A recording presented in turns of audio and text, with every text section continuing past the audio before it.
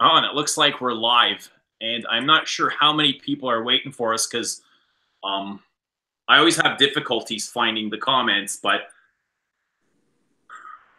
let's try and guess who's going to comment first. Well, I know a few that probably will, I'm but going to say Jeremy Hines or Rich Mitch. Like, those would be in the top there. Oh wow.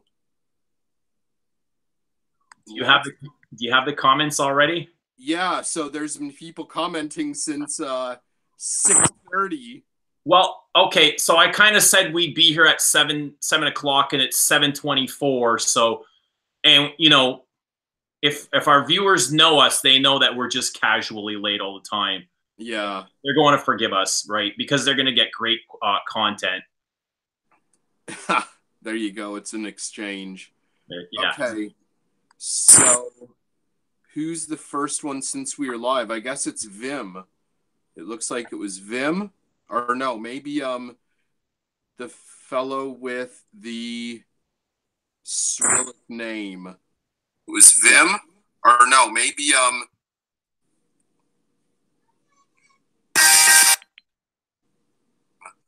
was Vim. Okay, you got that. Is that sorted? That's a really ugly comment. I don't like that comment. Oh, I didn't see that. Oh, there's Raza. Raza, let's say Raza, you're the winner. Okay. Hey, oh, but he is from Winnipeg. Oh, Vim. Hi, Cap. Raza's in the house. All right, so while we wait for people to tune in, why don't we share our scent of the day? Why don't you guys tell us your scent of the day? Let us know where you're watching from. Yep. Why don't you do yours first? Show us what you're wearing there. You want me to start? Yeah, go ahead. All right, give me 1 second. Let me just set up here because I'm always kind of confused when we're doing this. So Vim saying that she's going to be in Toronto at the end of the month and looking for some stuff to try on Allure. Okay, you got the Guerlain boutique, you got the Hermes boutique, you have Holt Renfrew. You have, what else do we frequent when we head out that way? You have the Cartier boutique, just on Allure. You have a Dolce & Gabbana. You have Gucci. Yeah, Blure's probably, pound for pound, the best street for perfume in Renfrew, you have, they carry everything Chanel. So whatever Chanel stocks, within Canada can be found in Holt Renfrew. Unfortunately, we still haven't gotten the the colognes, the new cologne, the exclusive, the 3 releases, Paris, Deauville, Biarritz, and Venice. I didn't think they would be in boutiques. So 2 of them are available online if you go to the Chanel online site, and you can get 2 of them.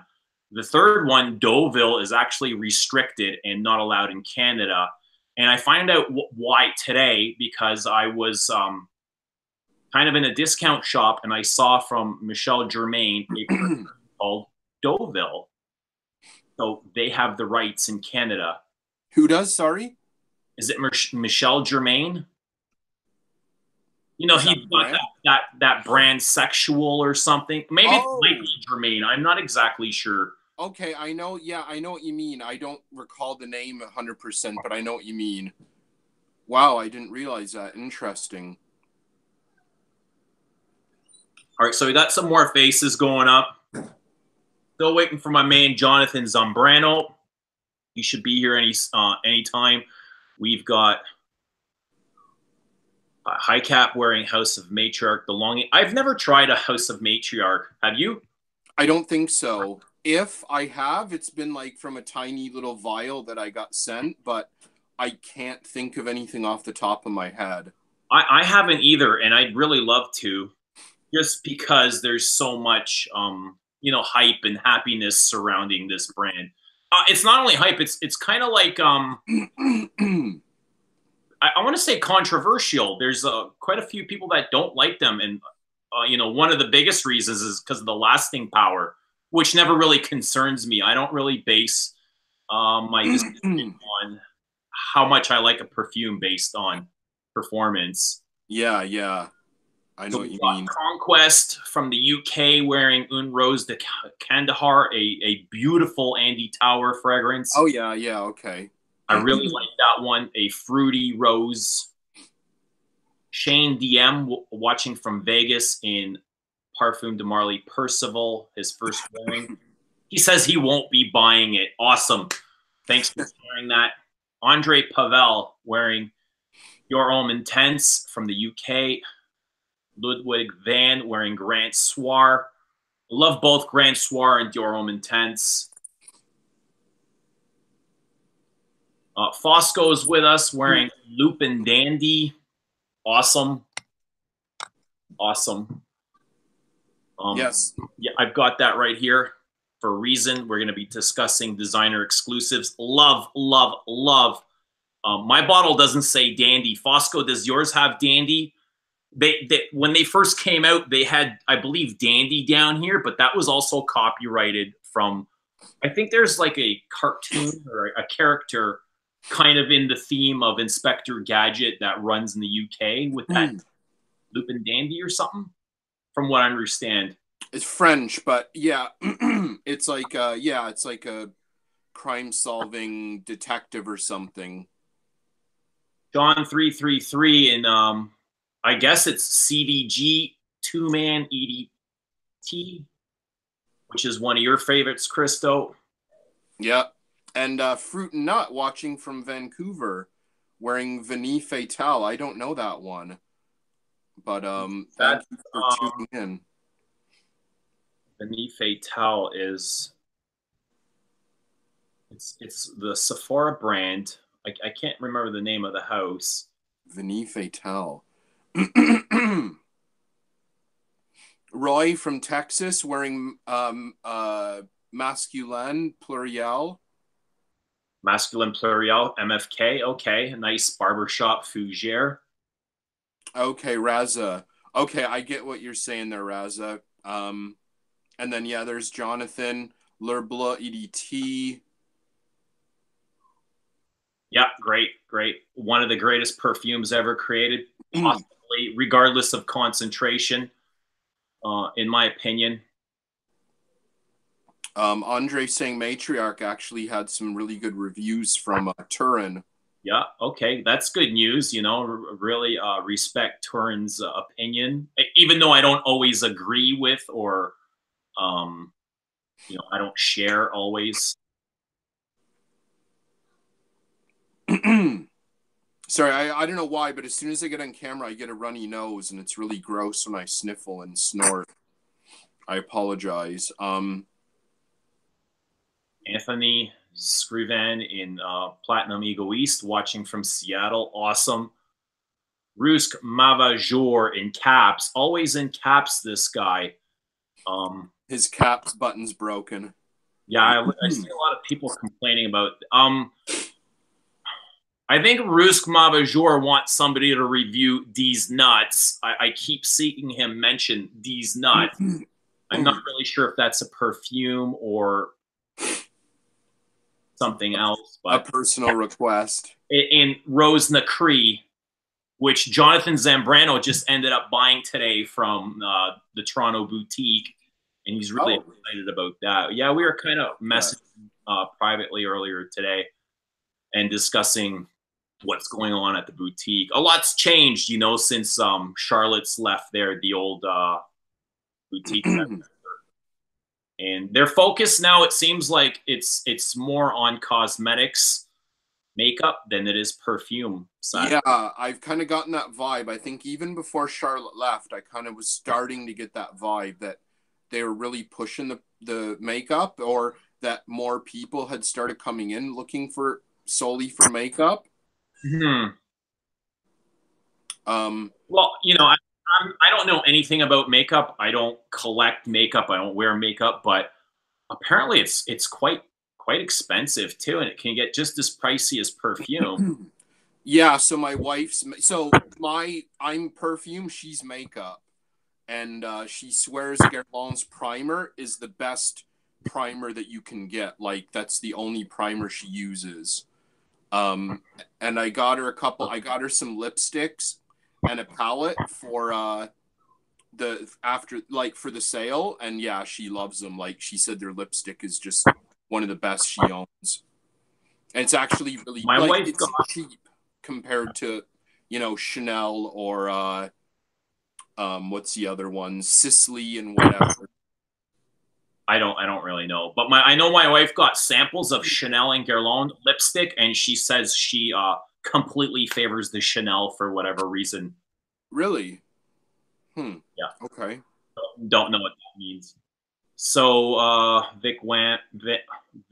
Vim Wack in Eau de Merveille, great fragrance. From Chicago, Gail Oliver in Ombre Sultan, awesome. Yeah, I don't know how to pronounce this. It looks like Cyrillic. And yeah, the one with the flag. Is that Serbian or Ukraine? I'm not exactly sure. In Terre de Hermes, yeah. It looks like the Albanian flag, but like reverse colors or something. I don't know. I don't want to like insult anyone. No. Amir in Chanel Boy, awesome. Miguel in saying Kazimi's beautiful. Serbia, there you go.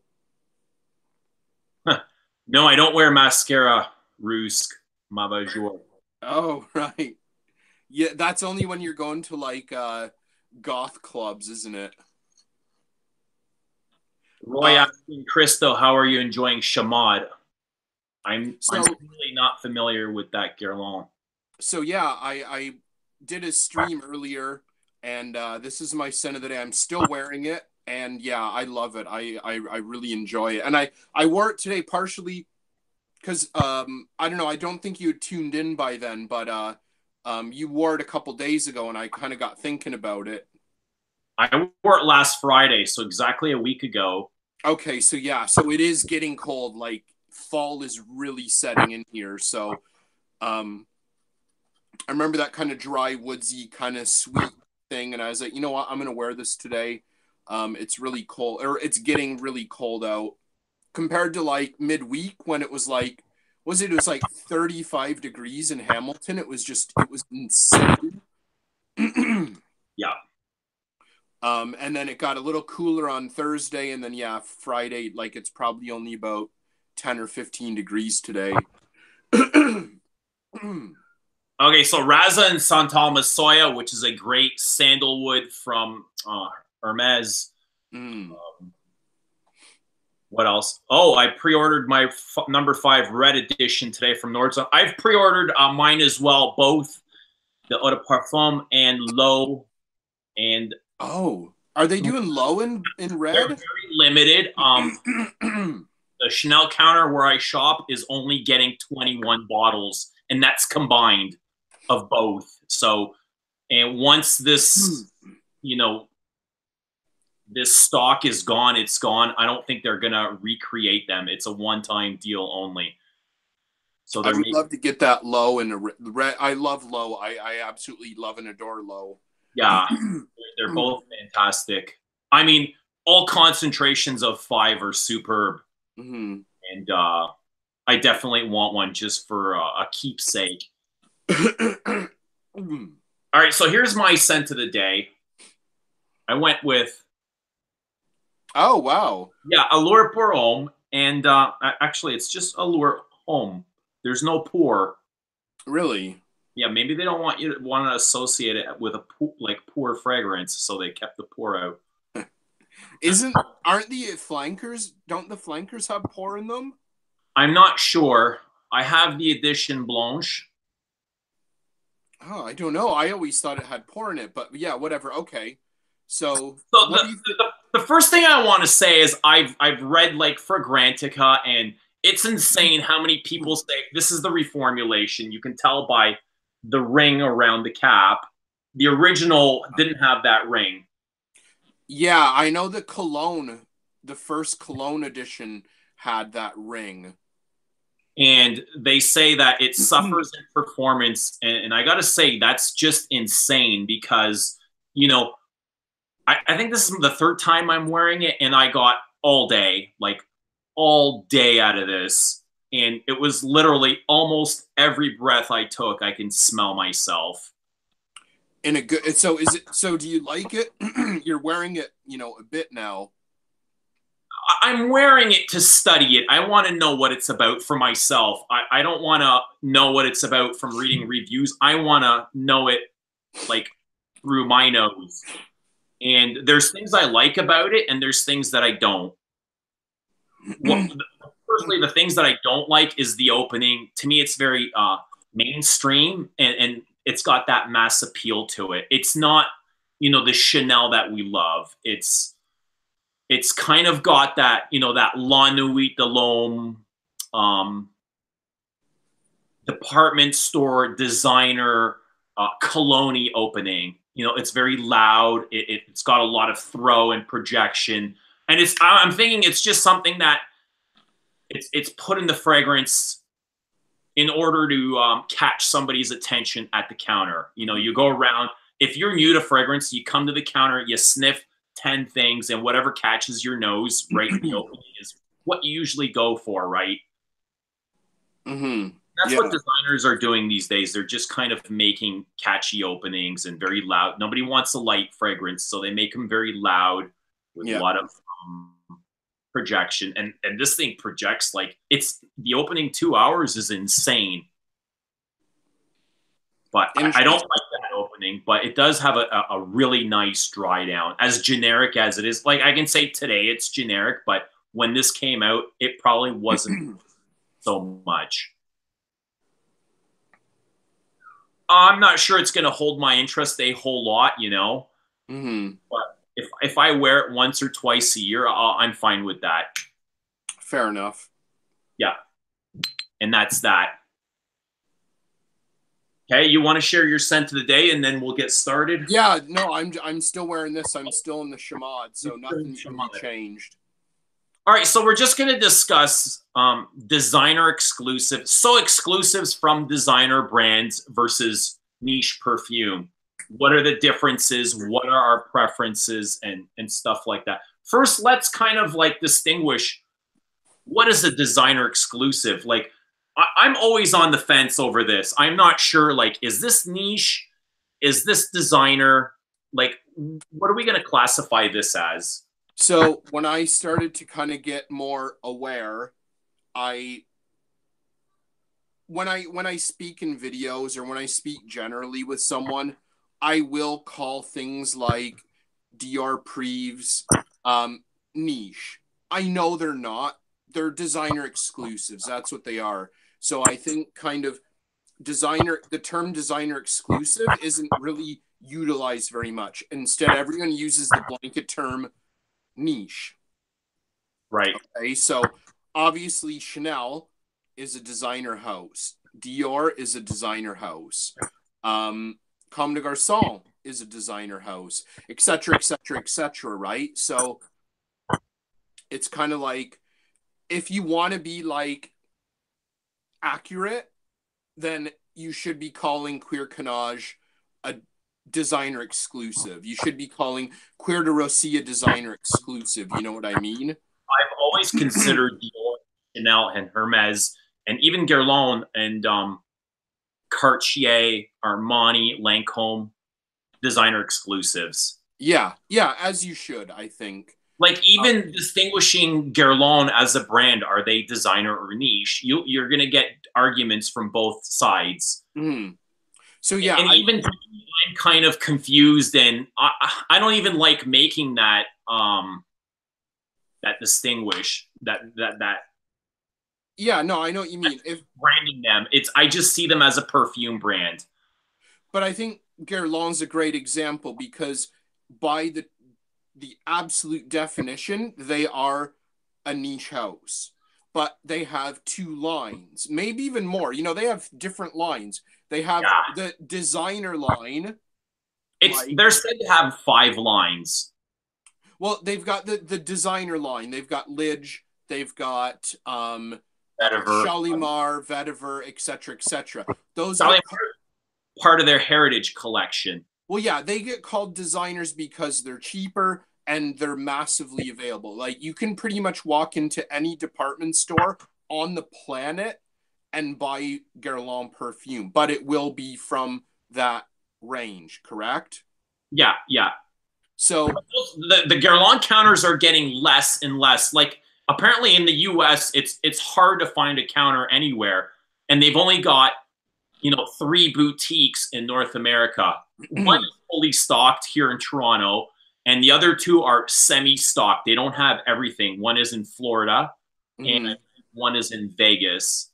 Yeah, the hotel. It's not even a standalone boutique. I'm not sure about the one at the Disney Resort.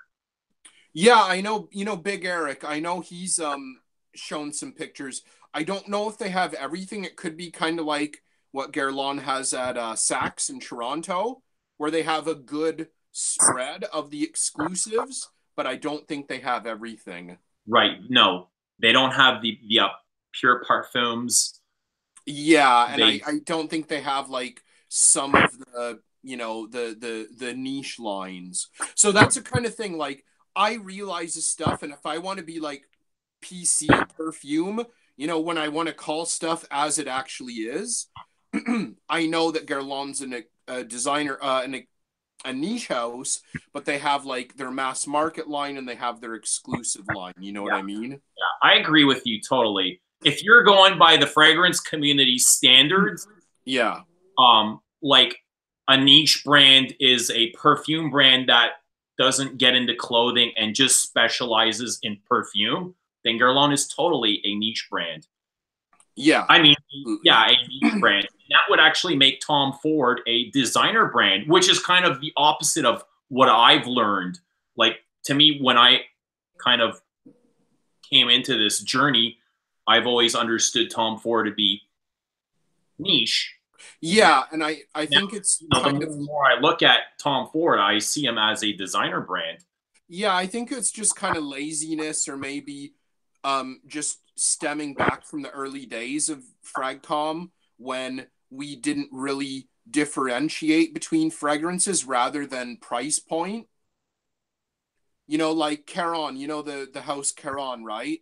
Right. It's niche. It's an absolute niche house. They make nothing except perfume, and they've done that for like 100 years or something. But Caron Perfume Homme, Yataghan, they get labeled as designers because that's because you can find their bottles for about $40, and all of a sudden, exactly. they're not viewed as the same worth as a $300 niche brand. Exactly, and something I grabbed here intentionally, Lalique. Now this is an interesting one. Lalique is a bit of an interesting one here, perhaps like Cartier. So they don't specialize in fragrance. I know Cartier does jewelry and glassware, crystals or something. I know. Well, Cartier is obviously more watches and jewelry. Right. Lalique is primarily jewelry and crystal, where I think actually primarily crystal. I don't even know if they do jewelry really. But anyways, so you get like the designer line that's like Encre Noire, white, amethyst, and things like that. And then they even actually have an exclusive line. The really tall ones that look like pillars, right? Yeah. Okay. So yeah. So again, people paint Lalique with the designer brush, but they're not really technically designers. They're a jewelry brand or a crystal brand. And, it's just kind of interesting as well because, they both have, again, low end and high end, and this gets described as a designer, and the big tall pillar like ones get described as niche. I think essentially what it is more people basing it around price. Yeah, that's what it seems to be. Primarily, and their main focus isn't fragrance, they're considered designer. Yeah. Like, I look at Cartier and I see them as a designer brand. They're quite easily accessible. Yeah. Well, yeah, like Santos, Roadster. Their prices are, you know, along the lines with other comparable brands, and that just that sort of thing. Yeah, yeah, for sure. And I think that's it. And again, I think a lot of it is laziness or people who just use those terms as kind of buzzwords. And I'm even careful now. Like when I talk about Chanel, like 1932, I'll say like the designer exclusives. You know what I mean? So I try to use that term just to get myself in the habit. Like Chanel Les exclusives are not niche. They're designer exclusives. Niche. Really, but you consider private, but you consider the private blends niche? No, I consider them designer. But didn't you say you used to? Designer exclusive. Oh, I thought you said when I first started following fragrances, they were considered niche, and that's kind of the approach I took. But you know, right. Within making my own decisions, I've kind of to myself always seen them as a designer brand. So I consider Tom Ford a designer. Yeah, no, same thing. When I first got into it, that's what I saw them as. That's what I called them because I thought that's what they were. And then you start to kind of realize, and again, you know, when you get into a hobby, you start to understand the terminology, you start to understand what's what, and you go, you know what, actually, yeah, the private blends are technically designers. Okay, so we've got, you know, yeah, it does what, makeup? Very limited, but yeah, Serge Lutens does do makeup as well. It's insanely hard to find and very, very, very expensive. Okay, so you know, by standards, they're considered designer as well. Then, well, that and again, you know, this is a niche house. This is something I would consider niche. Well, that's where you get into that gray area. So, you know, like Lalique does Kristo primarily, or you know, initially. So, is that a designer? They design Kristo. So, there's very few houses now that only do perfume. Even, you know, Creed are doing like soap, and body wash, and shampoo. Once you start branching out like Diptyque or MFK and start doing candles, you know, they're not only doing perfume anymore. So it does complicate things, I guess. Well, I think that's because it's all kind of nonsense to me. Well, I think it's because it's pretty much impossible to have a successful fragrance house if you're doing nothing except fragrance. You're limiting yourself, right? Yeah. So once Guerlain started pushing skincare and cosmetics, they expanded their potential sales by, you know, hundreds of percentages. You know, it's just like not everyone's into perfume that's that expensive, but their makeup can compete with Chanel, Dior, Tom Ford, Burberry, blah, blah, blah, blah, blah. You know what I mean? So now, even though their makeup line is quite small, they're on par or competing with, you know, the big wigs. Yeah. So I'd say as long as their specialty is still perfume, like regardless of what they're doing on the side, or yeah, I'd still kind of consider them niche. But also, yeah, for sure, it's marketing and branding and smoke and mirrors, right? Well, yeah, even like I don't think there's any brands that actually come out and say they're niche. It's more our community that does it, that uses those terms, niche and designer. I'm not aware of any brand that calls themselves niche or a designer exclusive or designer brand. That's just something that we've kind of come to terms with.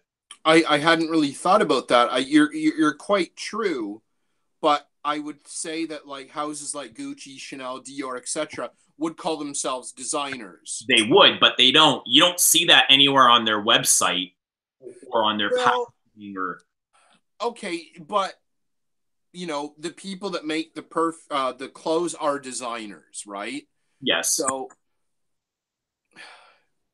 it's like, you know, you're not going to go to like the Toronto Maple Leafs website and see like, we are a hockey team. Yeah, of course, we know you're a hockey team. That's why I'm on your website, right? So I think it is more like they're designers, but they know they're designers, so they don't really have to say it. Whereas like a niche house, Well, yeah, that's interesting. do indie perfumers actually label themselves as independent, or they'll call themselves l'artisans, right? Yeah. So actually, I'd say I see a lot more indie perfumers or indie labels calling themselves indie. I think maybe to kind of like set them out and let people know that they're kind of like different or whatever. But now that you say it, I had never ever thought about that. It just came to me now. It's, you know, I don't I really. think it's a really good point, though. I hadn't really thought about it. So another house, a great example of that, MDCI, who are truly and genuinely a niche house. I've never heard them call themselves niche. No. And I know you've got a bottle in front of you because you mentioned it. I really don't. From Frederic Malle. Yeah, I've got one right here. So And they're Frederic Malle true does, as well. yeah. So they do like body wash and stuff like that and candles. It's But just side money, right? It's not their main focus. no, no, exactly. But they're still a niche brand through and through. But you never hear them call themselves that. Right. Um, but yeah, totally. I think uh, the difference is more that.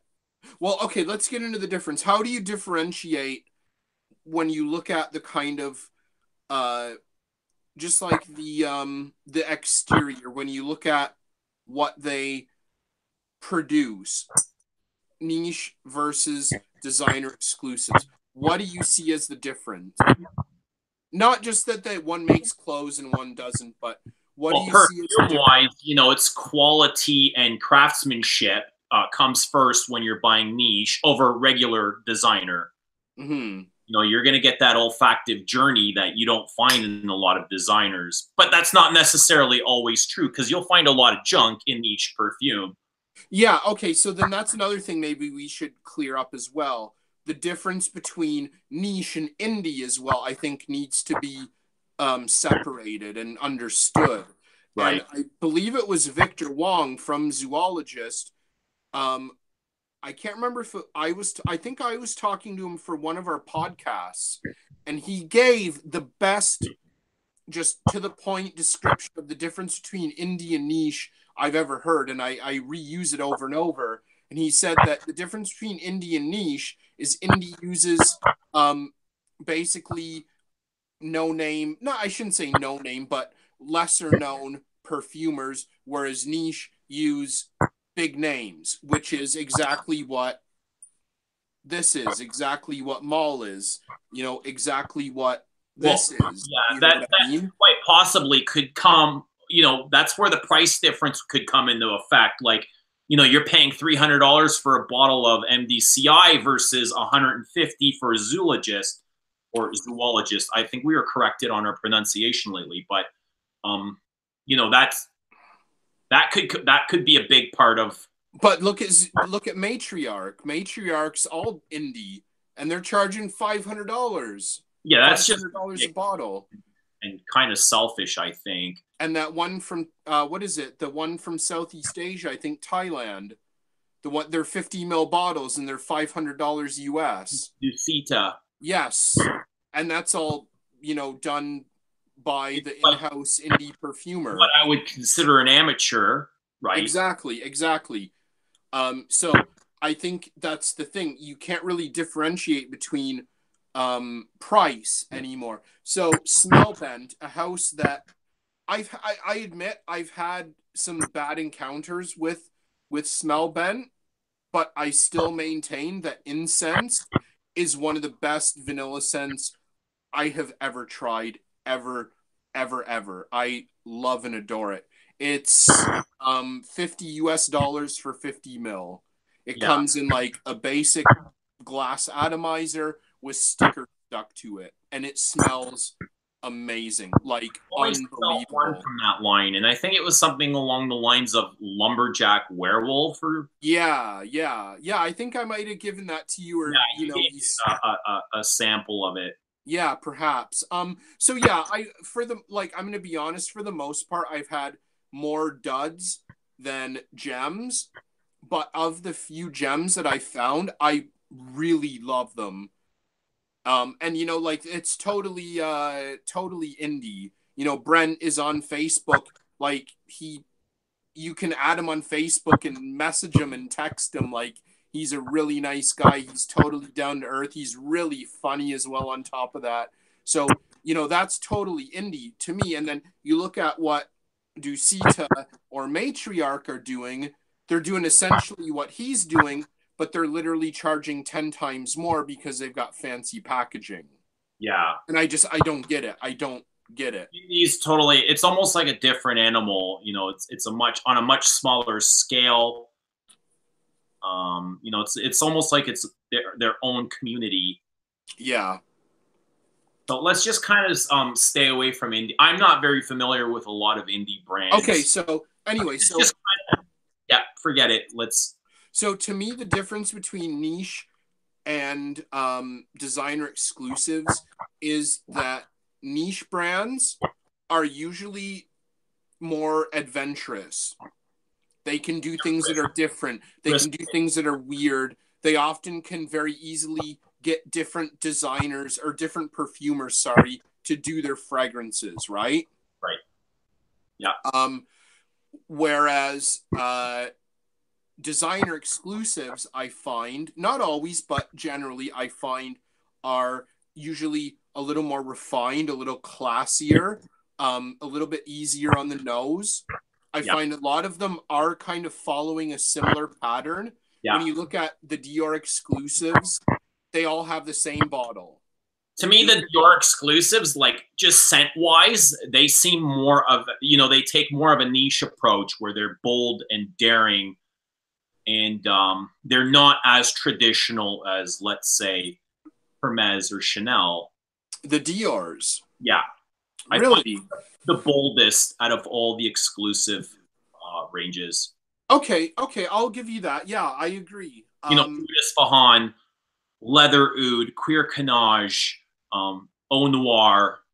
They're really big, bold, and they're powerful fragrances in the lines of niche, where Chanel, Hermes, Cartier are very soft and subtle and focus on a lot of natural aspects. Yeah, they're focusing on like a single note, or they're focusing on classic perfumery with classic recipes. Yeah, that's true. I hadn't really thought about that. But the thing is, like, when I look at Dior, I would see them as like second rate compared to Chanel or Hermes. You know what I mean? So I don't see them on the same level, but they are doing things that are more innovative or more daring for that market. Yeah, I agree. You know, I love the Dior Privés or Maison Dior, the new branding. But oh, is that what they're called? Yeah, they've kind of wiped out the Privé line. I didn't know that. But I do find them kind of, they come second to Chanel and Hermes, and even Cartier. And you know, Guerlain's got so many different exclusive lines. I'm not sure which one is, you know, at the top of the food chain. Is it the art? I guess most people would consider Art Materials their superior line. But to me, I kind of see the Parisians as, you know, my favorite. Yeah. I would say Parisians are the most classical approach over the Middle Eastern exclusives, over the arts and materials. Yeah, I've never really warmed up to the L'Art et Métiers. I like Rose Barbar. I love Bois d'Armani, but other than that, I can pretty much pass on the rest of them, to be honest. I like them, and I think they're very well made, and I love how subtle they are, but The one thing that kind of annoys me, it's the same theme over and over and over again, and it's vanilla. You know, Yeah, it's like a vanilla floral leather, gourmand or something. double vanilla. It's tonka and vanilla. It's rose and vanilla. So, you know, the last two or three have kind of been a pleasant surprise for me. Tuberose and Neroli. Really? Yeah, Interesting. I like them both quite a bit. Because they didn't really do much for me myself, but I'm not. I don't know. Well, your just taste and my taste, even though we do kind of like the same things, they don't always align. I would say you like more of the bolder things, and you know, I think I just like softer and quieter perfumes, more of a skin scent. I don't think it's necessarily that I like louder, but I think bolder, not necessarily like performance. daring. Let's say daring. Right. Daring, but also I think a lot of citruses and gourmands just kind of bore me to death. I'm not a fan of either. There's citrus in every single fragrance. Like every fragrance opens with some kind of citrus, and that's just kind of to make it appealing to the nose and make it less harsh. But you know, a citrus-based fragrance to me, it doesn't exactly thrill me either. Yeah. What was the other note? Yeah, gourmands, I could care less for. You know, the less sweet, the better it is for me. Mm-hmm. But you know, there's some exceptions, but yeah, I agree with the way that we're going. Everything is, especially with Thierry Wasser, he creates everything with 6 kilograms of sugar. That over time, I can notice this myself. Subconsciously, I'm just kind of getting more and more used to sweeter fragrances, and it kind of annoys me. I think it's just the way the fragrance is going. The sweeter, the better. We've talked about this so much, but look at men's perfume now. Yeah. It's the sweeter, the better. So all the difference between men's and women's now is just the name. Like if you look at 1 million, 30 years ago, 40 years ago, that would have been like the most womanly, feminine fragrance ever created in human history. Yeah. But today it's like macho, manly man kind of stuff, just because it says for men. And that's the thing most people are afraid of, is to wear something from the woman's aisle. Yeah. Like we were talking Reflection Man. It could have been called Reflection Woman, and not a single guy would be posting this in Fragrance Journey because you'd be wearing a woman's perfume. Exactly. What is Reflection Man exactly? What are the notes? In what's that? In Reflection Man. I know there's is it? It's a lot of florals, right? It's florals and citrus. Like orange blossom florals, and I don't know what the base is. Vanilla. I've never gotten that far. Yeah, it's like it's very, very, very, very powdery. Right. So, traditionally, Reflection Man would have been a feminine fragrance. Yeah, very, very. But because it has man, it's okay, for all the dudes to be wearing it, which is kind of a shame because when we go, like I've said this just the other day, when we go into a perfume store, you and me or whoever else is comfortable wearing women's perfume have twice the selection than most men do.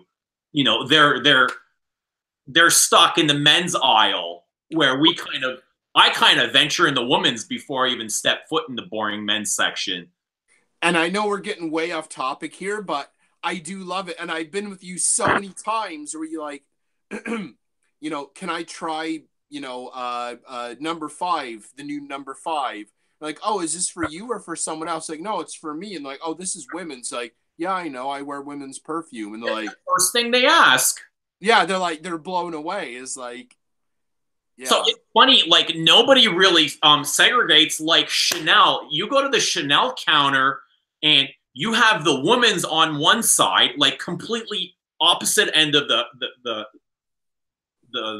floor space. Then you have the exclusives in the center, kind of dividing, the two sections, and then you have the men's on the other side. So yeah, they intentionally want to split you up. So yeah, I think what they've done, I believe the Les Exclusives were originally meant to be feminine.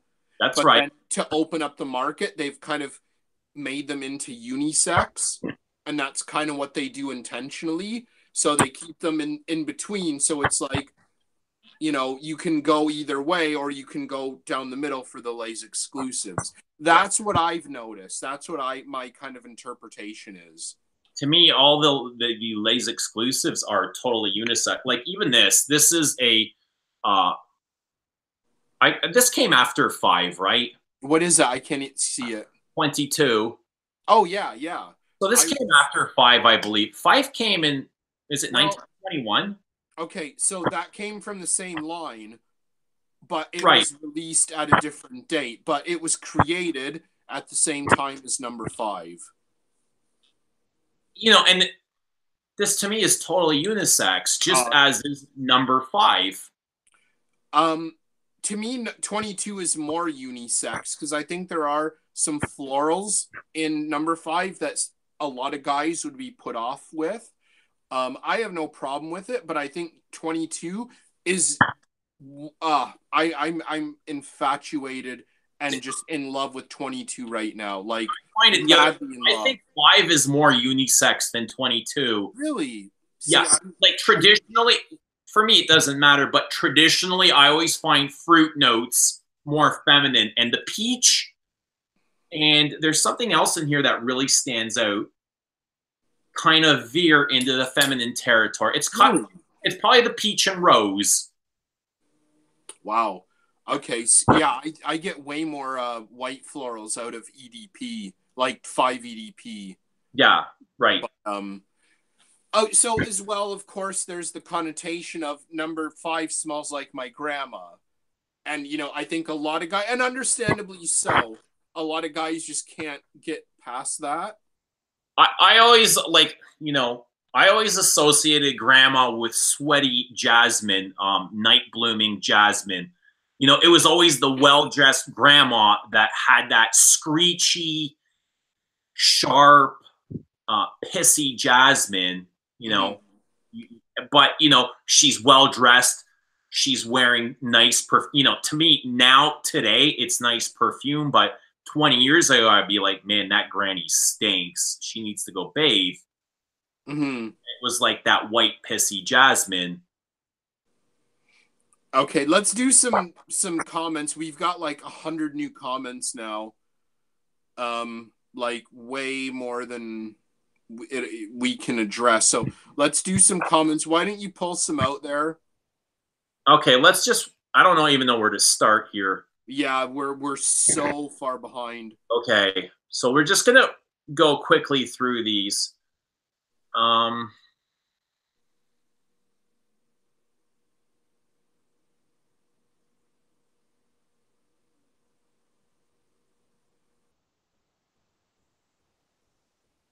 Ooh, someone here saying no fragrance is worth $300.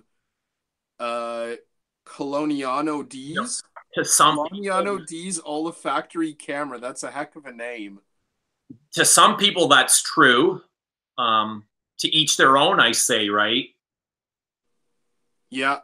Yeah, for sure. Like, but you know what? At the end of the day, you could be wearing a $60 department store fragrance, and the guy next to you could be wearing a $300 exclusive. But if you just get a whiff of him, you know, you're getting that one whiff. You're not with him throughout the day. You don't know how complex his perfume is. You know, you don't know what's gone into it, so you don't know what, you know, what the cost of his fragrance. So, and to me, fragrance is never about that. It's, you know, it's for myself. I wear fragrance for myself, just to kind of take me somewhere. And I don't get the same results from most drugstore perfumes. Yeah. We've got someone else from Serbia as well. It's just a bunch of comments. I don't really see any questions. It is hard to find Guerlain in the USA, Saab replaces, and I keep hearing that over and over and over again. I think what Guerlain is trying to accomplish is they want to close all their counters in the department stores and they're planning on opening 100 boutiques, standalone boutiques worldwide in the next number of years.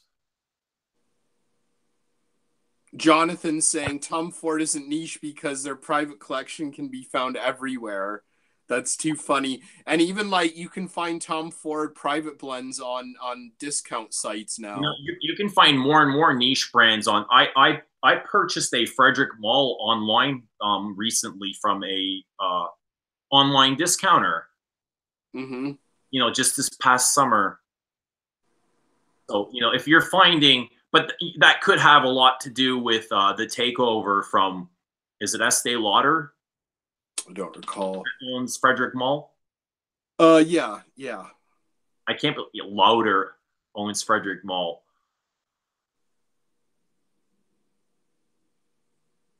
It seems like most people kind of agree. They don't really care about the terminology of niche and designer.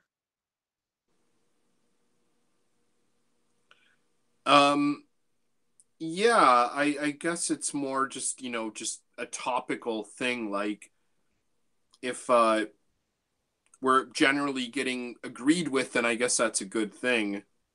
Raz is saying Amouage are doing handbags and wallets. Okay, What? let's talk about Amouage. You know, we haven't spoken about them. I didn't even bring up an Amouage. I don't know if you have a bottle with you. No, I literally only have Epic left, and I didn't bring it. So, like last Monday here was Thanksgiving in Canada. Mm-hmm. We had the day off. We had our dinner on Sunday. And on Monday, I was kind of doing a bunch of things in the house, like reorganizing and hanging shelves and junk like that. And in the process, I was wearing all kinds of perfume. I found my wife's Lolita Lempica here. I put on the spray. Gorgeous. Like Lolita Lempica is amazing. I love it. Like the apple bottle? Yeah, it's amazing. It's like licorice and lavender and dry hay. There's some coumarin in there. It's really good. And I went downstairs in my cold cellar and I found my original Interlude Man sample that I did my Interlude Diaries from. I've since purchased the bottle, but I got the reformulated bottle. And I put on one spray of Interlude, the original formulation, one spray, one shot here from a sample. And instantly I got this siren of a migraine. After an hour, I had to go wash it off. But, you know, just wearing it, I was like, man, this is so, like, aside from the headache, I was like, this is really nice. And it develops so much nicer than my reformulation. I can actually pick up the leather note, and it's kind of this raspy leather and the smoke notes, where everything in the reformulated Interlude Man is very much muted. Mm. It takes away like half the fun wearing it. I'm so unfamiliar with Interlude, I can't really say, but I know Amouage is, again, like a genuine niche brand. Yeah, if they've started doing wallets and handbags, it is, I assume, just to expand into those markets. That doesn't bother me. I know Guerlain is doing gloves and scarves now, and I didn't know that. yeah, they're doing Hobby Rouge gloves, Mitsuko scented Okay. driving gloves. So yeah, they did the collaboration with Le Petit Robe Noir with Le Coq Sportif, right? Yeah. But I wouldn't really say that's really them doing it. It's more of like a gimmick to give away, or to, you know, it's probably going to get given away when you buy like a B bottle kind of thing. You know what I mean? Or it's not like you're going to walk into the Guerlain boutique and there's going to be like racks of clothes or whatever for sale. I don't think they were selling them at the boutique. I think they were in some kind of store. Probably the Lacoste store. Yeah, so they're probably a collaboration with a designer brand, yeah. So I'm not sure if I'm going to pronounce this right. Desert1 says, I need a Sacco shit scented candle. That's an interesting one. I don't know. I'm sure you could recommend something that would be along those lines. Some kind of fecal baby diaper. Yeah. I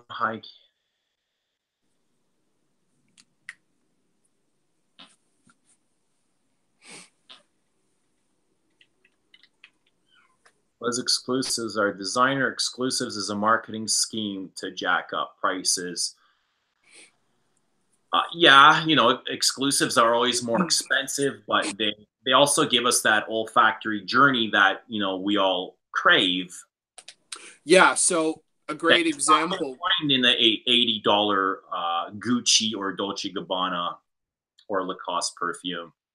So a good example is the Guerlain. What is it? Corollian or Corol? I can never remember the name. What is it? Coriolan. Coriolan. Comparing that with Harrows. That's the repackaged right version. Yeah. When I smell that compared to Harrows, it's like, yeah, I can see similarities, but Harrows destroys it, like just absolutely obliterates it. Like when I smell the Corollian or Corollian, whatever the heck it is, Coriolan, it does smell like a designer quality fragrance. When I smell Harrows, it smells like a niche fragrance. So I know the Coriolan can be found for like under $100 still, even though it's been discontinued for like 20 years. You can get them on eBay easily. Yeah, so when I smell that and I compare it to Harrows, it's just like there's no comparison.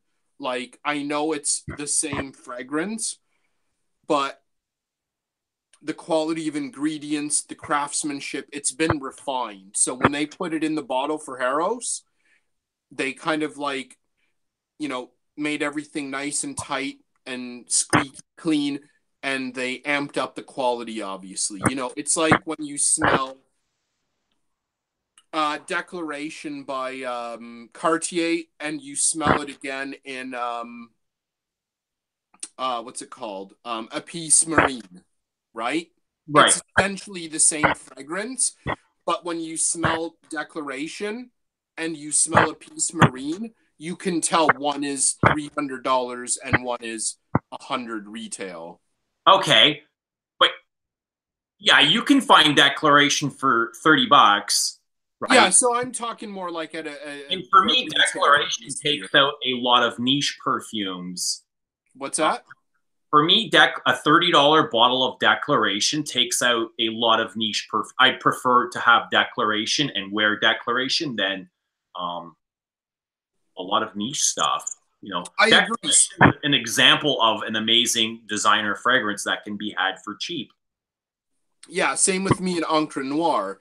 I'd rather wear Encre Noire than a vast majority of niche that I've tried. But then when I look at like Sycamore and Encre Noire, it's like, you know, I'd rather have Sycamore than Encre Noire. I'd rather have Apis Marine than Declaration. You know what I mean? Sure. So in a blind test, would you be able to tell the difference, not in scent, but in quality between Sycamore and Encre Noire? Let's say quality and craftsmanship.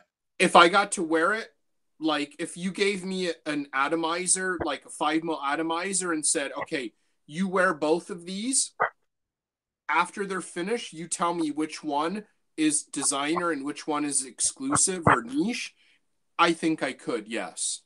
Yeah. So they are different. Yeah, so I think as well, when you get the designer fragrances, they're going to be made faster. They're going to have less time put into them. They're obviously not going to have that upper tier, you know, raw ingredient that's in the niche. So even though I love and adore Encre Noire, I think I could, if you, oh, so again, I actually grabbed this, Vetiver Extraordinaire from Malle. So again, this gets compared to Sycamore as well. So I do think, like, again, if you gave me a decant of these unlabeled and you gave me the time to spend with them, I could, you know, find out, or, you know, kind of extrapolate for myself that, you know, this stays together. It's well made. The, you know, the top notes, the middle notes, the bass notes are all there. They're all sound, they're structured, etc., etc. Whereas this, or, you know, the original Encre Noir, I'd be like, you know what, this smells awesome, but when I get down to actually scrutinizing the bass notes, I would be able to tell that it is therefore something you can buy for $30. Right. And I'll take this. I'll take this over pretty much anything made by Gucci or Burberry or Jean-Paul Gaultier or, you know, Prada or whatever. You know, the list goes on and on and on and on. But I can buy this for like $50 Canadian, Yeah. you know, $30 US. Yeah. That's funny. When I wear Declaration, I don't really think of myself that, man, I'm wearing a $30 fragrance. If I was given it, you know, a decant of Declaration, I'd say this is good quality stuff. Well, man, with my Fahrenheit that I picked up, if I didn't know what that was, I would say that is, if you just said this is from Dior, you know, what line is it from? I'd say no, like, I would say that vintage Dior Fahrenheit is better than anything than the Prive line. Wow. Like, no, I wouldn't even second guess it. Like, okay, Queer Canage, I love and adore, but I think it's more daring, more bold, more opulent than anything in the Prive line. Yeah, I smelled vintage Fahrenheit off of a coworker, and I was like just amazed. I thought he was wearing something niche. It was amazing, you know. I couldn't believe it when he told me. I was like, can you bring me the bottle? Because I was like, that doesn't smell like that on me, because I was wearing current, or, you know, my bottle's, I'm going to say 7 years old. I was like, my bottle doesn't smell like that. And when he brought his bottle, it was vintage. Oh, someone mentioned before, I don't recall who it was. Someone mentioned that they their friend picked up a bottle of number 5 EDC and they loved it. And they ended up buying a couple. Zambrano went out and he bought 2 number 5 eau de colognes the other night. Like big, I think they're big honking bottles like this. That's what they look like in the picture. So somebody's asking, David Millette, Declaration EDP or EDT? My preference is the EDT. It's a little bit more lighter and transparent. The EDP wears very heavy on me. The leather is more pronounced. It's more rooty and also more nutty. And that could be, I think, just at vetiver. You know, I associate vetiver with nuttiness. I think the EDP is actually, it's not, it's parfum. It's pure parfum.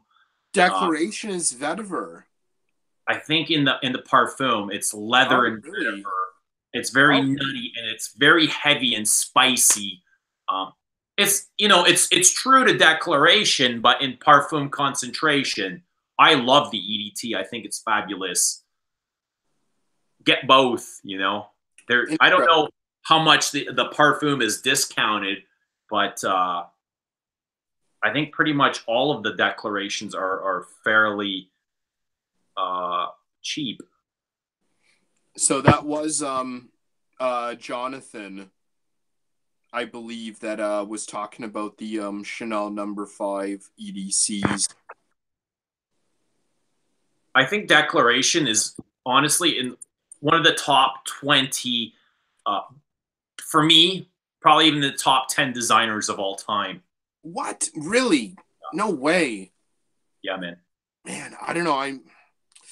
Look at the note breakdown. Go on for Granica and look at the note breakdown. It's insane, like, what goes into Declaration. But you're going to smell like a spicy, sweaty man. Yeah, I don't know. I've tried it and it's never captivated me. Oh, man, it's insane. It's really spicy and it's dry. It's like, You know, that pasty mouth dry. Yeah, yeah. Because there's the rose flank or whatever that was getting a lot of hype. No, forget it. No? Get the regular EDT. Forget about the flankers. I know there's lows and O's and all kinds of crap. Just get the EDT. Okay. All right. I don't know. The original is always the best, right? You have it, right? Sorry? You have the original? I have the original. Okay, bring it next time. I gotta try it. I don't know. I've tried it and it's never stood out to me. Oh. Do you like a Peace Marine? Man, I love it. I got you to like it. Yeah, I didn't like the word marine. I was judging it, you know, on just the name Marine. But if you like the Peace Marine, if you like Poivre de Samarcande, Declaration is more complex than Poivre de Samarcande. It's probably more complex than the Peace Marine. So it's like the Elena armpit. Declaration is Elena's, I'm going to say, #1 perfume. Wow. It's better than Terre de Hermes, in my opinion. It's more complex. There's more depth to it. There's more substance. And it's every bit transparent as is Terre. But that's my taste. You know, I love Terre like dearly, but to me, Declaration's on another level. I didn't like a Peace Marine for a while until they gave me a sample and I took it home. I didn't like it either until I really wore it. Yeah, and I wore it like maybe 2 summers ago, and I just like, this is amazing. This is one of the greatest summer fragrances ever created. Like, I was just over the moon. I don't know why I haven't picked up a bottle yet, but yeah, a Peace Marine to me is just, it's up there with the best Hermescence in my opinion. Yeah, you know, when I say top 10, you know, depends what we're counting as designers here. If we're counting Shalimar and #5, then no, it definitely drops down the list. But if we're talking men's designer fragrances found, you know, within a certain range, it's definitely up there. Okay, here's a good question. Bruton Gaster. Why does gray flannel get shit on so badly in the Fragcom? I think it's a great fougere. I actually sent you a picture maybe a year ago when I was at Marshall's, and they had a bottle of gray flannel for like $13, 13 Canadian, probably like 10 US. And I sent you a picture, and I was like, should I buy it? Because I know like it does get like, you know, properly shit on in the Fragcom. And you didn't reply to me right away. And then eventually, like, yeah, just grab it, just get it. It's $13. Yeah, what's $13? You know, I spend $13 on coffee before I start work in the morning. There you go. So I went back the next day and it was gone, and I was kind of disappointed because I really, really wanted to try it again. So I can't say I've ever been. They carry that in bulk at the discount shop over by my work. So the next time we go, you can definitely sample it there. You can wear it. There's different versions. I don't know which gray flannel is the version, you know. Oh, right. Okay. I don't know how many different ones they have, but that's probably what, I don't even know what gray. I think I've smelt it once. Wow. I don't know. It's so cheap. I never really thought anything of it. I've never worn gray flannel, like legit. Yeah. So it's like a burnt violet, like it's a masculine violet fragrance. Yeah. And I know it does get its share of, you know, hatred, you know, not just in the YouTube fragrance community, but, you know, Fragrantica and whatever, you know, a lot of people really hate it, but I literally have not smelled it in like 5 years, so I can't even really say, but I genuinely regret not picking up that bottle for like $13. So they're saying here that gray flannel is a soapy, violent. Somebody might get violent if you wear that next to them. a violet scent, which I love both dearly. I love soapy nuances. I love powdery frags, and I love violet. So it's definitely on my radar now. How much is it at the discounter? Oh, it's probably less than $20 for 100. Yeah, I don't know. Like for Pick how up many a bottle. times you're gonna wear it? You know, what are you gonna wear it? I Pick know up you're not gonna wear out a 50 ml bottle. Well, no. But if it's, I'm not gonna pay like $20 for like a travel atomizer. You know what I No, mean? neither am I. Yeah, whatever. I don't know. I'll invest with you. I'll invest. I'll go splitsies with Sure, you. I'll let you have the bottle. What is an ombre eccentrico? This keeps coming up. Who makes that? Ombre. I don't know. That's not Acqua di Parma, is it? I have no idea. Robert C keeps asking. I don't know that at all. But David Millette brings up Xenia, Indonesian oud. I like it. Unfortunately, again, kind of like that big bold opening thing, it does fall down a little bit. The Javanese patchouli and Indonesian oud, not just because that's my hood, but I do think those are the best from the Xenia exclusive line. Okay, so he's saying ombre eccentrico is from Armani Privé. Are you a fan of Armani Privé? Let's start discussing some of our favorites here, and okay, yeah, let's do that because I got to. This is the only Armani Privé that I have. Okay, so is that Ensembles? Nope. I wish I was. This is Rose. Rose the RB. Okay, I thought you had the Ensembles. I really wanted it, but I never got it. Really, I thought you had that. I always thought you had that. Piney incense. It's actually frankincense, and there's a big difference. Beautiful scent. I love that. What's it called again? The incense one? You just said it. I just know it's Ensemble something. It's a green piney frankincense. Yeah, someone will know. They'll know. They're smarter than us. They'll know. I think with age, I'm losing my memory completely. And I'm not. Oh, Bois d'Encens. Yes, thank you. Bois d'Encens. Yes, thank you. Yeah, I love that. Yeah, fragrance review. Yeah, I love. That's my favorite. I have a bottle of Queer Noir, which I have to admit I enjoy.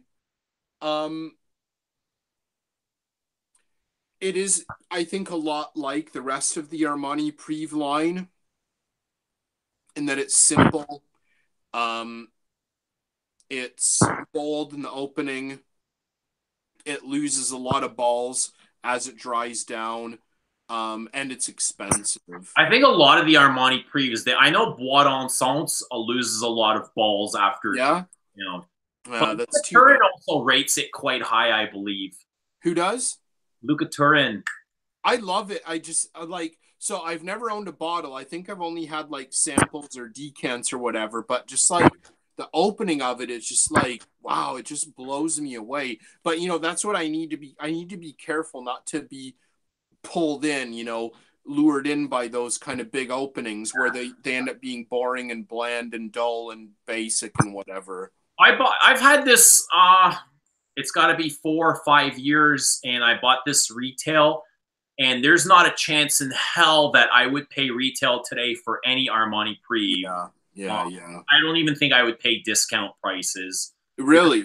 Yeah, there's not a lot that that I'm really interested in. If Rose d'Arabie, Bois d'Encens, or Queer Noir came up, what's the Myrrh called?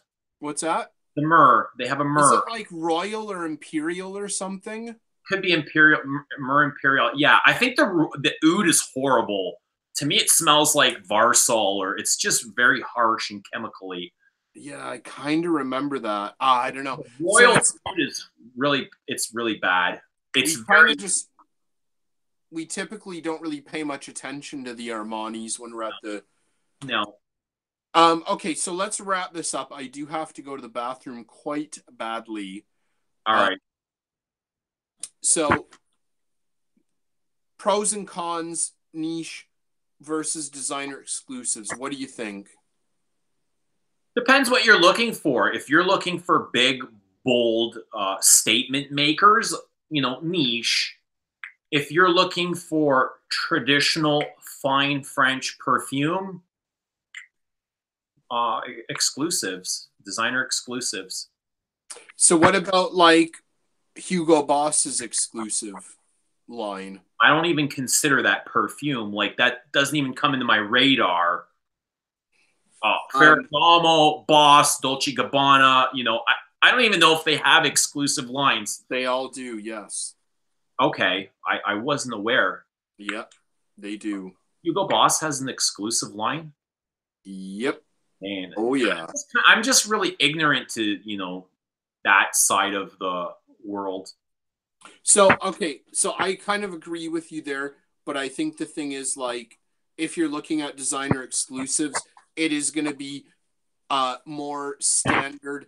People that are going to go and spend $1,000 on an item of clothing or an accessory are probably not going to want something loud and outrageous, you know, like your Invasion bars or your you know what I mean? Like they're going to probably look for something more subtle and classy. Okay. Where, you know, that's where the designer exclusives play a big part. You know, go into Hermes and look at the people buying Hermes, right? Yeah. The people that are in the Hermes boutique, the people that are in the Chanel boutique, then, you know, go and look at the people buying Creed. Okay, yeah.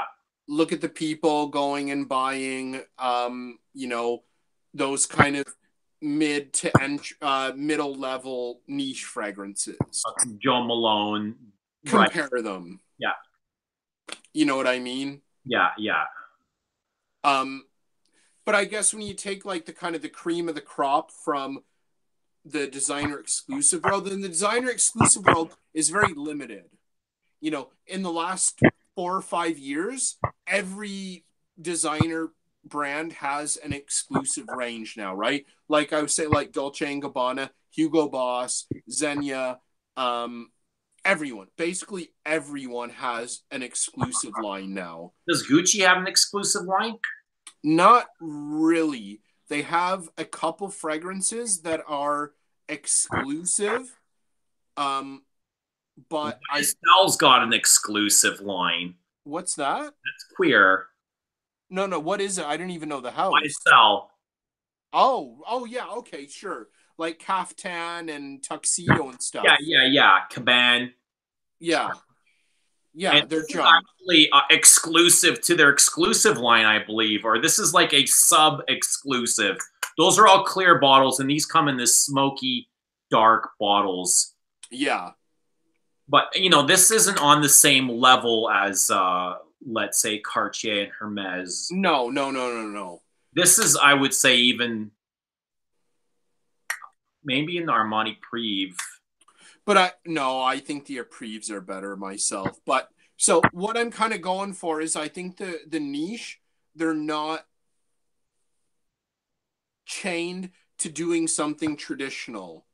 When you look at the Hermescence, the Les Exclusives, the Prives, they're all kind of the same thing, just a slight different take on it. Then look at something like MDCI, look at something like Guerlain, and they're doing stuff that is just like so out there and just so different and so unique. It's just on a different level. Like if you told me to pick between Guerlain and Chanel exclusives, so like let's say Chanel Les exclusives and Guerlain exclusives, it's too hard for me to pick. It's just too hard for me. Talking about Guerlain exclusives and like all of them in the pack or one line. So can I take all the Guerlain exclusives or can I take all the Chanel exclusives? Well, Chanel has like 15 or 16 exclusives plus the 3 colognes or... Yeah. And Guerlain has like what, maybe 40? But I think a lot of them are kind of like... Yes, a lot of them are iffy. So like so Chanel, their exclusive line is like, I don't know, there's a few that I don't really love, but there's nothing I hate. I think they're the pinnacle of all exclusives. Yes, I agree through and through. The Chanel lace exclusives are just divine. They're just on another level. Like no other. Okay, Hermes is close, but Chanel lace exclusives are the pinnacle of perfumery, in my opinion. If I had to choose the 15 Chanel exclusives over, you know, you say there's 40 Guerlain exclusives, I think I would choose Chanel. See, it's too hard for me to say because Guerlain are doing things like Derby. They're doing things like Encens, Serge, that Chanel will never do in 100,000 years. You know what I mean? There's a reason for that. But that's why I like a lot of these niche brands because, you know, the designer brands, they're looking for, you know, classy and glamorous and, you know, upper middle class, upper class, you know, kind of, you know,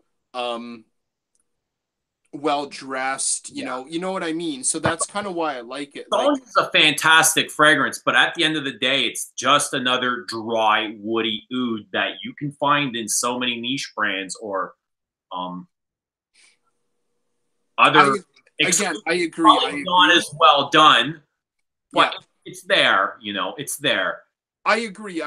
And you said something a couple weeks ago that I thought was awesome. You're like, you're never gonna smell a bro that smells like Chanel number 22.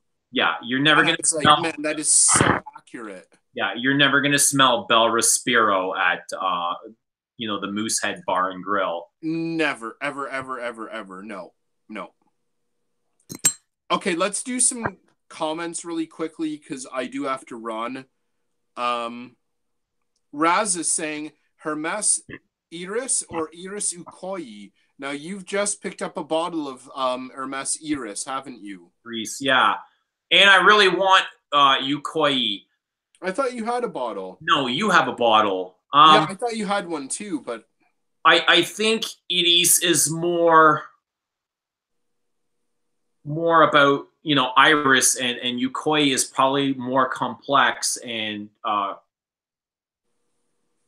you know, there's other things in Ukoyi is more of a floral.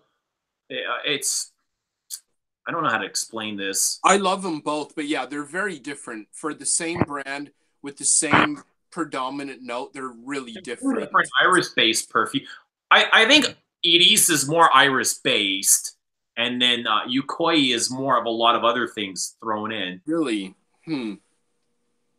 I think I get more Iris out of Paprika Brazil. Okay, yeah, I agree. I agree with you. To me, Paprika Brazil is an Iris-based perfume. I would say more spice with very dominant Iris notes. Okay. The spice in Paprika Brazil is just like out of this world. But Iris is more along the lines of 28 La Pausa and Cartier's Promise. A powdery, dry, austere, creamy, cold, after the rain Iris.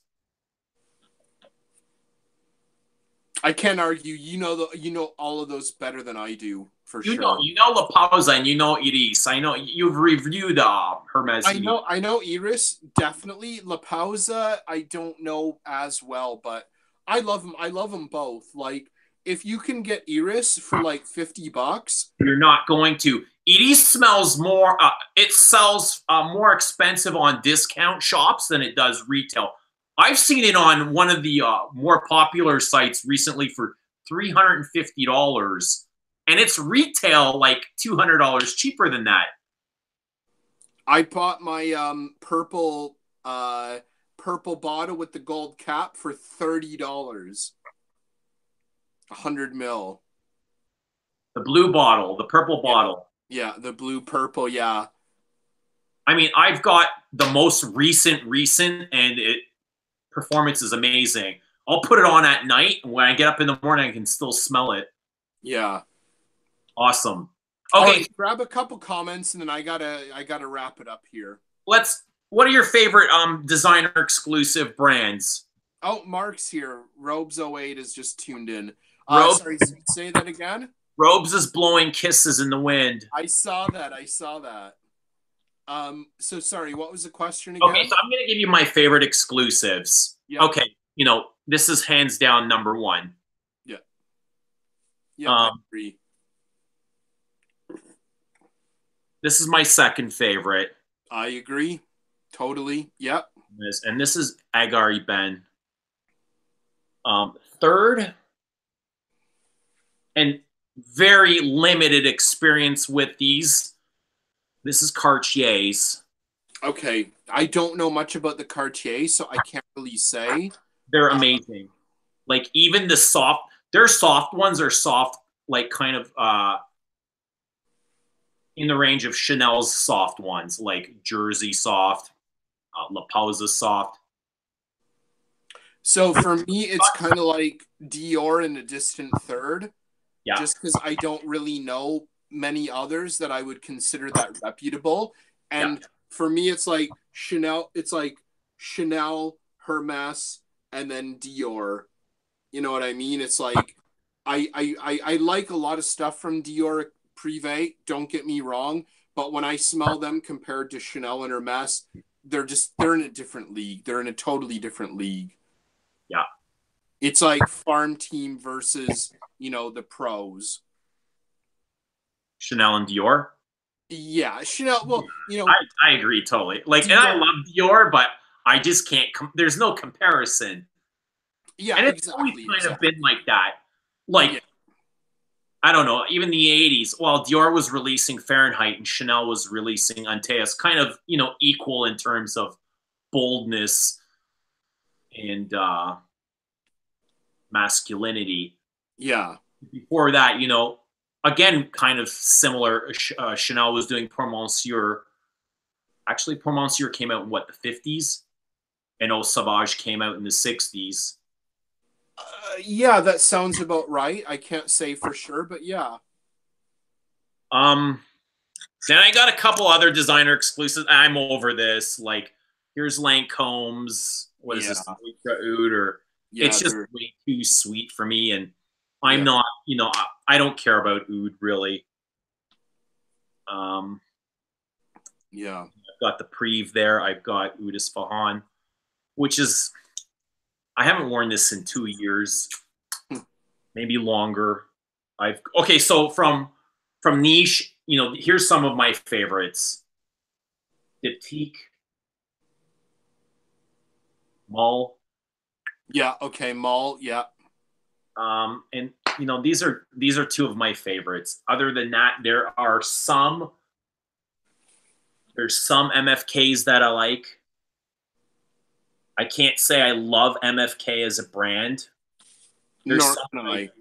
So my big ones are gonna be L'Artisan. I love L'Artisan. Like, I'm absolutely in love with L'Artisan. And then I'm gonna go for some other stuff like Guerlain, obviously, things like that. But at the end of the day, I do think, with the exception of Chanel Les Exclusives and Hermesins, I do think the niche side does have the edge, just because you have basically Hermesins and Les Exclusives competing with hundreds and hundreds of niche houses. To me, the niche houses they're oversaturated, and we're just seeing the same crap over and over and over again. There's not been a whole lot that's excited me. And the more I see behind some of these brands, the worse they actually are when we go and smell them. We just kind of roll our eyes at each other. I agree, but then I think we're still just comparing those to the same two houses. I'll take Malle. I'll take the Frederic Malle line over the Les Exclusive line. Wow. Yeah. I feel like my heart just filled out on the floor. But on the whole, I would take them on the whole. Like, from A to Z, I'll take Frederic Malle over Les Exclusives. there's probably double or almost triple the number of fragrances, and there's no duds. There's no duds from No, Frederic Malle. not a single, like, to me, there's not a single dud. No, absolutely not. And I wouldn't even say there's any duds from Lay's exclusives, but Frederic Malle has, you know, probably double what they have. And there's nothing from them that sucks. They have. But yeah, they're probably at the pinnacle of the niche game. Yeah. Like, what else is out there? What else can you compare Malle with? Clive Christian? No. Clive Christian. I don't even know what comparables are there. What are you getting for your, you know, for the worth, for the value? What can you compare? Well, but then I'm gonna take Cheaper Palatine. You know, I'm gonna take, you know, okay, there's a few from MDCR that are well made. Well, Guerlain, there you go, like Guerlain. No, let's talk just niche, like niche versus Frederic Malle. What else is comparable? Because you were saying, niche have the edge over designer exclusives. Yeah. So besides Frederic Malle, what else really can hold your interest? Well, okay, Guerlain, like the Guerlain exclusives. You know, the Parisiennes. No, I'm asking you niche. What other niche brands interest you or excite you outside of Frederic Malle? L'Artisan. Okay. Anything else? Okay, well, I think L'Artisan are nice. I don't think they're in the same league as Frederic Malle. They're not, but so if I'm gonna pick designer exclusives, I've basically got Hermes and Chanel. So and that's all you know, if you just want fine fragrance, you can build a masterful collection just from those two brands. You have everything you need besides oud. That's right? true. That's true, but I'm limited to about 30 fragrances. Whereas I can go to the Guerlain exclusives. Listen to what you're saying. I've got about 15 from Guerlain that I love. Plus I've got, you know, MDCI. Plus I've got my, you know, some of my L'Artisans that I love. And then, you know, so I'm going to take, at the end of the day, don't get me wrong, I'm not going to discredit Dior, Chanel, Hermes, but I'm limited to the top, like, you know, 1% that's make up a very, very small amount. Like Tom Ford, I'll leave them behind any day. I don't care. If the Tom Ford private blends didn't exist, it wouldn't affect my life. You know what I mean? Right. Yeah. I just heard you say you would give the edge to the niche over designer exclusives. Yeah. I'm just kind of disagreeing with you. To me, I would give up all niche for my designer exclusives. Really? No. I wouldn't. No, well, no. Between all the designer exclusive brands that I like, you're well over 100 perfumes.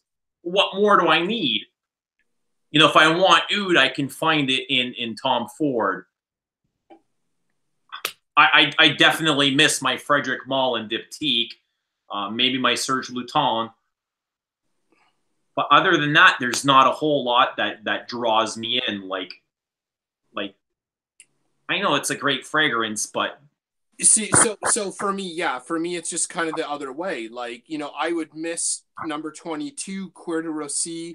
I would miss, you know, Rosa Gabbana. I'd miss my Iris Ukoyi. But at the end of the day, you know, I want my Derby. I want my Cheaper Palatine. I want, which are all great, you know, but I think I'd be missing out way more without my exclusives. I don't think there's enough in the niche to cover all that. I know where you're coming from. I know that it's like more refined and classy, but I don't know. To me, I'm more into that daring, bold, unique stuff. And again, you know, like I would say number 22 is one of the greatest fragrances ever crafted in human history. But I totally agree. But I don't know. I would forgo that if I could have Derby and Heros and Rose Barbar and Cheap Palatine haven't we decided that Guerlain is a designer exclusive brand, or are they not? What? No, Guerlain's absolutely not. No, To me, because they're designer exclusives. I've always seen Guerlain as designer exclusives. no, they're so different. They're because they're doing stuff that's like completely unheard of. So Like what designer exclusive you're is putting, you're putting Rose Bar and Tonka Imperial into the niche category. absolutely 100%. Not me. But what? Okay, so what have you tried in the designer exclusive world that smells like Rose Bar?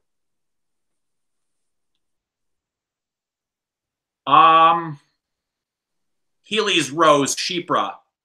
What's it? Shipra what? But Healy's totally niche. Healy's like 100% niche. Okay, so from the designer world, what smells like Rose Bar? Yeah, so from the designer exclusive world, what's Rose Bar's Noir de Noir. Nacre or Encens Mythique. Rose Bar is rose and vanilla, creamy vanilla with some green mossiness. Noir de Noir is the same thing. Yeah. Okay, so what about Serge? Gucci Oud, I don't know, but Serge is on, a different level. Oh, come on. No, I don't know. No. I've never, like, now that I'm familiar, I would never call the Guerlain exclusives niche. Like, well, I'm fighting with the exclusives, thinking that Guerlain is on that side. Like, that's my whole argument here. No, the Guerlain's totally on the niche side. Like that's what I would never have said. I don't agree. I don't see it like that. You wouldn't call Guerlain niche, really? No. But like, look at Nehima. Like when I think arts and materials, I think Chanel exclusives, Dior Prive. Okay, I agree. I agree there. Just because when we go to the Guerlain boutique, the Hermes boutique is right next door. The Chanel boutique is right there. It's just kind of this association that I've made. Okay, I agree with the l'art et métier, but looking at the Parisians, looking at like Nehima, like there's nothing like Nehima that exists in perfume. Now you're going into, if you take Guerlain parfums, like just the extracts, that's a completely different set of exclusives that probably blows every other line out of the water, including Chanel exclusives. If you're taking Shalimar and Vol de Nuit and Lure Bleu and Mitsuko and Nehima and Chamad and Samsara, nothing competes. Like nothing. There's okay. We'll take Nehima out. I love Nehima, but even then, Derby, Rose Bar, Encens Mythique, like there's nothing in the designer world that can compare with those, in my opinion. Like there's some things that might slightly kind of smell like them, but I don't know, nothing can really come up to their standard, their uniqueness, their craftsmanship. And that's why I love a lot of these niche houses, because it's where you get something that's really unique with something that's really well made that you don't really get. When you go to the indie world, you get stuff that's unique, but it's made by someone who's been sitting there going like, whoa, I'm going to mix them with some test tubes. You know what I mean? Right. But man, I got to go to the bathroom so bad. Oh, I'm going to wait. Oh, you're going to, okay, just talk shit with everyone. Do some comments. Yeah. I seen something about a fist fight. What? Hang on, you called me back there. No. Go for your piss. Somebody's sitting in a fist fight. I'm all for fist fights. It's been a long time since I've been in a fight, but I've never been one to back down.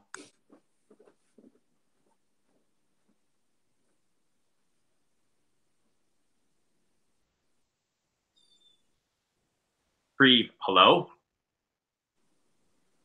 I think I lost you. Are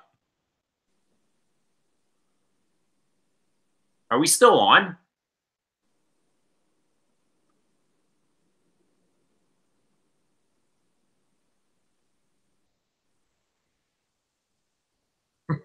Kristo's turd cutter is about to burst. Yeah, I don't know. It's just our passion is getting is getting it. And we're not going to fight. We've never really fought before. But why don't you guys let us know, what do you guys consider Guerlain, the Guerlain exclusive? I guess because they're called Guerlain exclusives, I figure they're designer exclusives. I don't know. Maybe I'm wrong. I've always seen them as designer exclusives. Let us know what you think they are.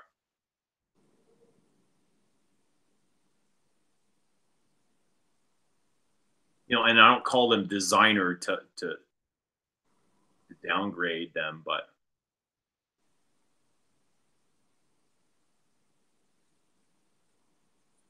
Kristo must have drank a lot of beer because he's gone, you know, quite a while. What does designer mean to me? Well, we've already discussed this at the beginning, so designer just kind of means that niche, I mean, perfume isn't their main agenda. They've got other things going on. But yeah, I mean, technically, Kristo's right. They are a niche brand because like, all they do is cosmetics and perfume. So I guess he's kind of right in a sense, but I've just, in my mind, created this association. Do I pull a trigger on Narciso or the Narciso? Which Narciso? Get both. I would say get both. I know Kristo's big on the Narciso, and I'm big on Declaration. Maybe we can have another argument. Somebody's asking, does he get, are you there? Yeah, yeah. Okay, because it was just silent for a long time. Does he get Narciso or Declaration? Are you ready to settle this one? So different. So yeah, different. I say, I don't know the price on Narciso. I've never had Narciso. It's always been on my want list, but so yeah, Narciso is definitely not as readily available at like, you know, you can get Declaration for like, you know, 30, 40, 50 bucks. Whereas Narciso, you're probably going to be looking 50 minimum, probably 50, 60 kind of thing. Is that the Narciso that smells like wet paint? It's musky and yeah, it's violet and musk. And there was a concentrated version or a parfum or. So yeah, there was Narciso EDT. Then there was the musk version, and then the musk version was discontinued, and it turned into Narciso EDP. And then there's like the Bleu Noir, and then there's like an oil version, but the original Narciso EDT is still amazing. It's gorgeous. It's beautiful. Would you say the same for like the current what's out there right now? It's still good? To be honest, I haven't tried it in a long time because I still have my bottle. But you know, it's Francis Cordian. He made it. He's not gonna completely mess up an upper middle, you know, like an upper mid ranking designer fragrance. You know what I mean? Yeah. So he's not gonna totally botch it or kill it or whatever.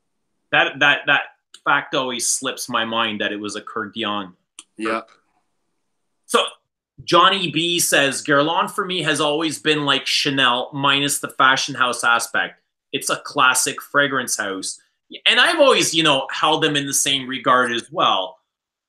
And because I've always considered Chanel a designer brand, I've made the same association with Guerlain. So I think I agree. I totally agree. And I think that's kind of where we kind of splinter off here is they've got Shalimar, Jiki, L'Heure Bleue, Habit Rouge. Those are like some of the most well-known fragrances ever made to like a true fragrance lover, right? Yeah. But then you get this smaller, splintered off group that's really expensive and hard to find, where you get those derbies and rose bar bars, etc., that are just like genuinely so hard to find. They're so hard to come by. They're expensive.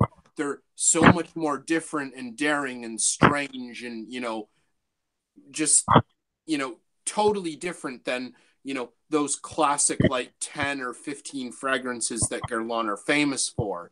And that's part of the reason that I would take that Guerlain branch of the exclusives over the, those exclusives don't even have, the Guerlain DNA in them. They smell nothing like heritage Guerlain, like vintage Guerlain. True, absolutely true. They are more of a niche style.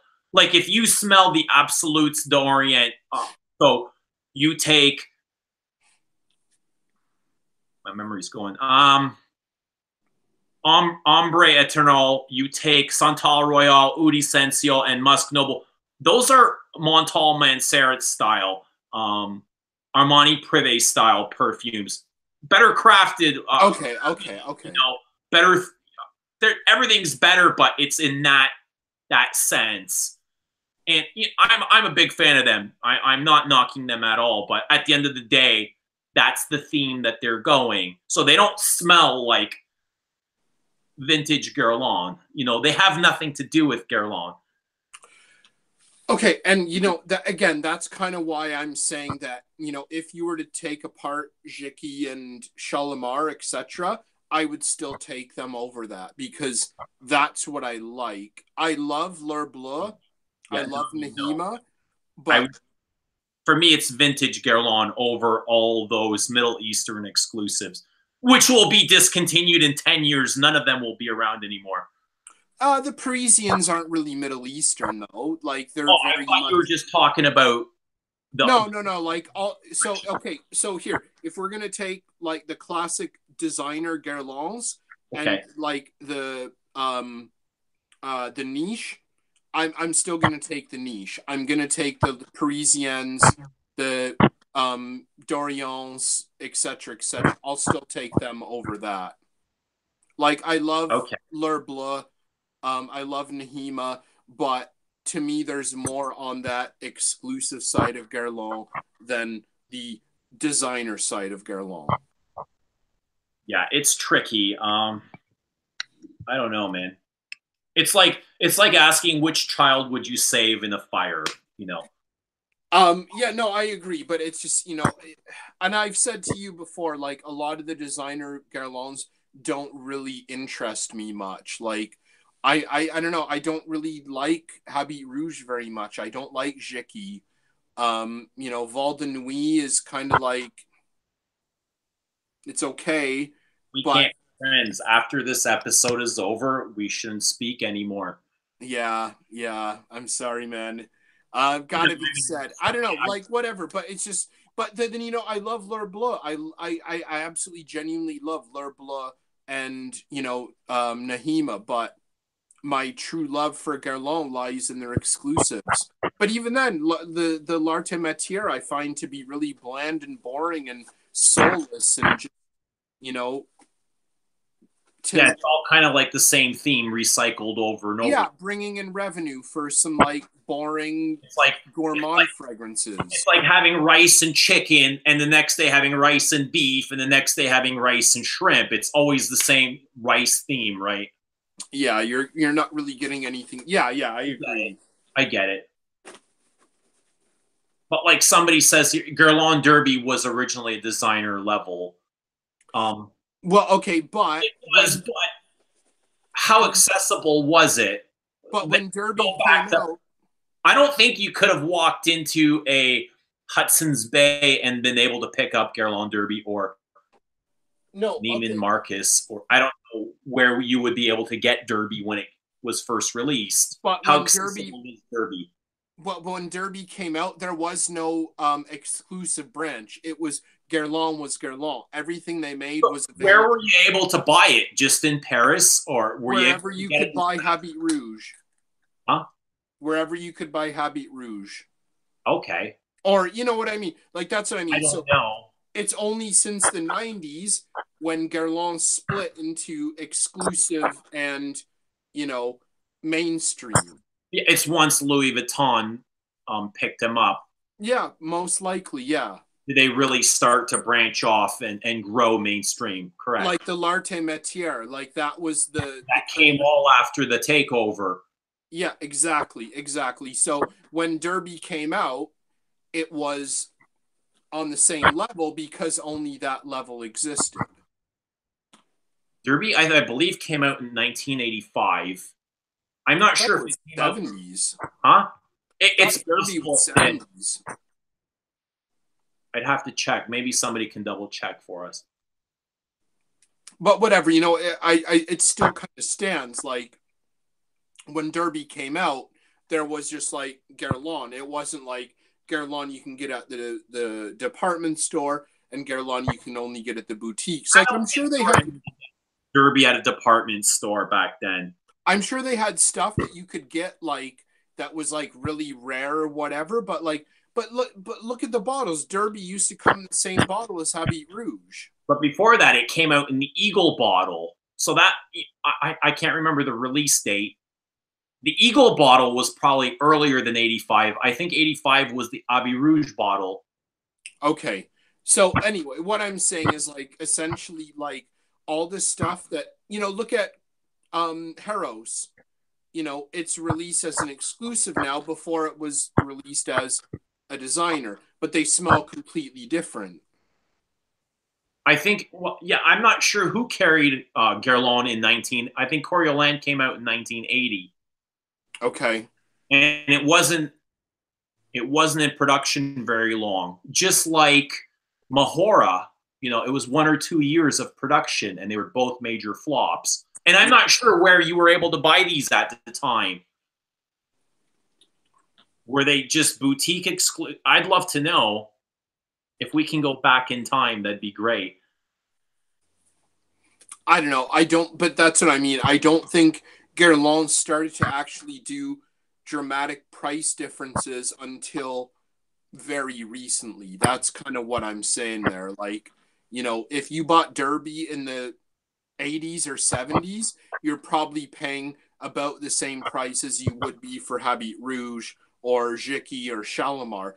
The Eagle bottle may be different because that is quite extravagant, outrageous, you know, packaging or whatever. But when it was coming in the Habit Rouge style bottle, I guarantee it was the same price as Habit Rouge. You know what I mean? Yeah, possibly. I know Monsieur Guerlain has said like the price of Derby has doubled in the last 10 years. Yeah, exactly, because they're making it exclusive. But they're discontinuing it. Apparently, yeah, Derby is being discontinued. Which, you know, like I said before, it will just be until it's rebranded, repackaged. I believe it'll come back in, you know, another bottle or package or another line altogether. But what was I going to say? Okay, so if you're considering Guerlain niche and you could choose from Guerlain and Frederic Malle, what would be your choice? So Guerlain exclusives versus the whole Frederic Malle house? Yeah. Oh, geez. Wow. Probably, I would probably take Malle, to be honest. Really? Yeah. Wow. Just because, like, wow. to be honest, oh shit, my battery's gonna die. Just because I think the L'Arte Métier line is pretty mediocre, and the women's Parisiennes line, I just have no interest in. There's a few that I like. I think they're okay. Are quite they're okay. Don't get me wrong, they're okay, but they're okay. When they're I look at compared to the men's line.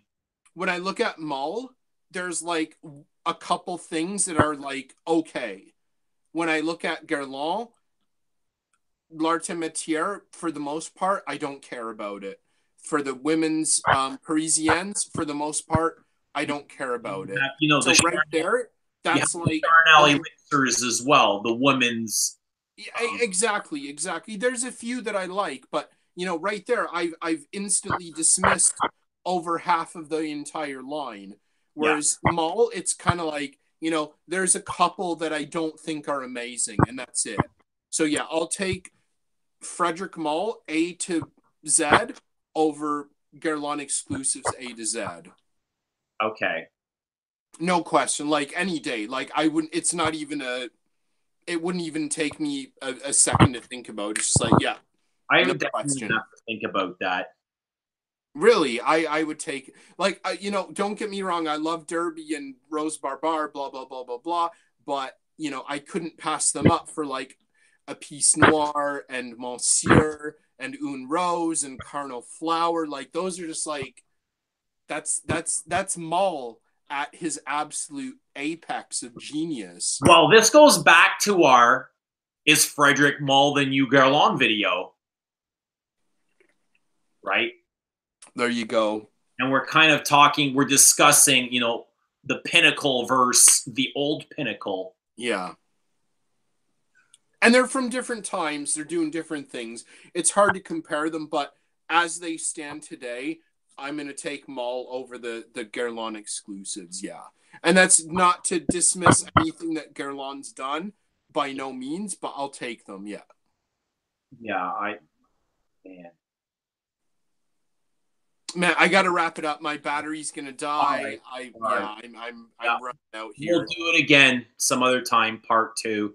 Yeah, for sure, for sure. Thank it's obviously for sticking around. I think it's been almost close to 2 hours now. Yeah, it's been a long.